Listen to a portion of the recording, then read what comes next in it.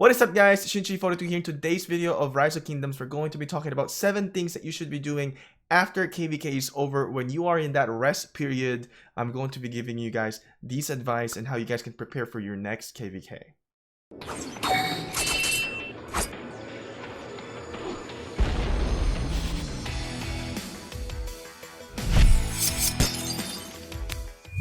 So during the rest period of your KvK, when you are in between KvKs, right?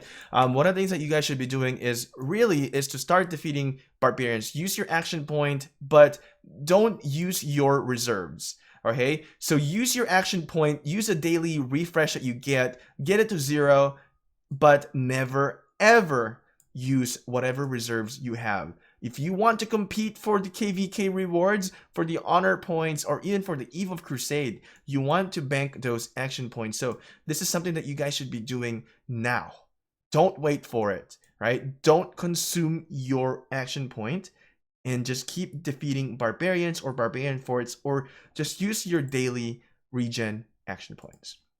So defeat barbarians, as you can see, Ragnarok is doing this right here. He is defeating barbarians right now, and I've been defeating barbarians as well. But right now, I am going to be resting for a little bit.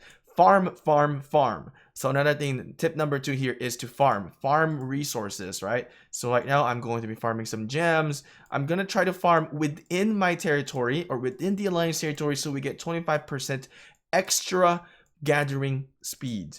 Right? So another thing that also what happens there is that you are giving those taxes into your alliance storehouse as well. So for me, I'm looking into gathering more wood because I need a lot of wood because I am an archer setup.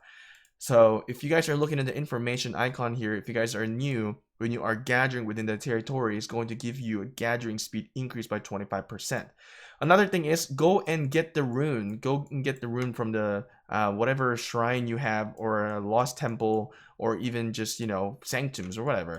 Go get the runes. Right now there is no runes because it's on the refresh right now. So until the reset happens, because we are about 22 UTC right now, when the reset happens, we'll start having the runes. Go get the runes. Get the runes for gathering. So anything, or XP for defeating barbs. So those are some things that you guys should be doing. Now, defeat barbarian forts as well. So tip number 3, defeat these barbarian forts.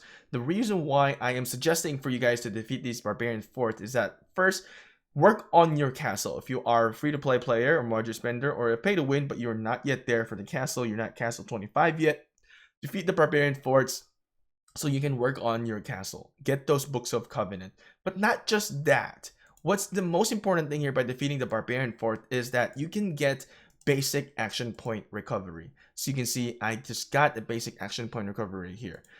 What the best thing about this is that what you need to do is start banking those potions so that once KvK starts, you will have those potions ready and on hand for you to use so that you can progress into your KvK progression. Okay, so we talked about farming barbarians, defeating barbarian fortress, and also gathering resources. So the next thing that we need to do is for you to test commanders. So this is the best time for you guys to start testing your commanders, even by just defeating barbarians or playing with other players and saying, hey, let's test out our commanders during kill events. Probably the best way for you guys to do it, or best time for you guys to do it, because you guys are going to be getting some points for that. Okay, so test those commanders, see what is the best commander works for your playing style, and basically play around with those talent trees. And those are some of the things that you guys should be doing. Also, another thing that we should be doing is summoning Lohars. So you have to budget your AP, right? So summoning your Lohars, by doing this, let's go summon 1. By doing this, when you're summoning these Lohars, you can get these blueprints. So this is the best time for you guys to get these blueprints, not during KvK because you will need those AP for your points. So during the downtime, defeat these Lohars, summon them, do it daily, get a lot of these, you know, blueprint fragments in here, and then create your equipments and then equip it for your commanders. Another thing here with the Lohar, you can get those Lohar sculptures as well, which is you can donate these on the Past Glory Stage 3. So win-win situation. You also get a good amount of rewards as well when you are defeating the Lohars here. So number 6 here is that defeat guardians So when you guys are defeating guardians, right now there's no guardians to show to you guys, but when you guys start defeating guardians, you guys can actually get some blueprints in there. So if you look into your blacksmith here, you can see that some of the equipments are going to be dropped by the guardians. Well, not this one. Nope, not this one either. Where is it? I think it's this one right here. The Ian's Choice. Nope, it's going to be this one. What a fail. All right, Temple Guardians. Okay, so you guys can get some blueprints from the Guardians. So defeat those Guardians, level up your commanders doing that way as well. Those are good things to do during the rest period or the downtime. So the 7th tip here is for you guys to start banking your individual credits in here. So another thing that you guys should be doing is asking your officers to start building some flags. So this one is a good example. We are building flags and we are only sending 1 troop. So that's what we're going to be doing. We're going to be sending a troop here so that we can start generating some individual credits. Okay, so here we go. We'll just send 1 horseman here. Right, so it doesn't really matter what. Another thing that you should be doing as well is that not just leaving your troops inside. So once you've reached 20,000 individual credits, I would send them back home, and then the next day send them back out again and gain that 20k credits and back in and back out. I believe you need to do this method. If you just let it sit here and regain like maybe 50k individual credits and you take it back home, I believe, you guys can correct me if I'm wrong, you're not going to get all of those 30k left. So you're only going to get 20k. So each day, I believe there is a cap of 20k only. So you need to send it back home. There was a good mail that was sent by Annan in here. I need to look for it. So where is it? I thought there was a message from Annan about it. Here we go. Here's a good message from Annan. Here we go. So slow building the flags through some testing. He had determined that important factor. As we all know, you can only gain 20 credits per day from building. So what I have learned is you gain these credits when your troops return to your city.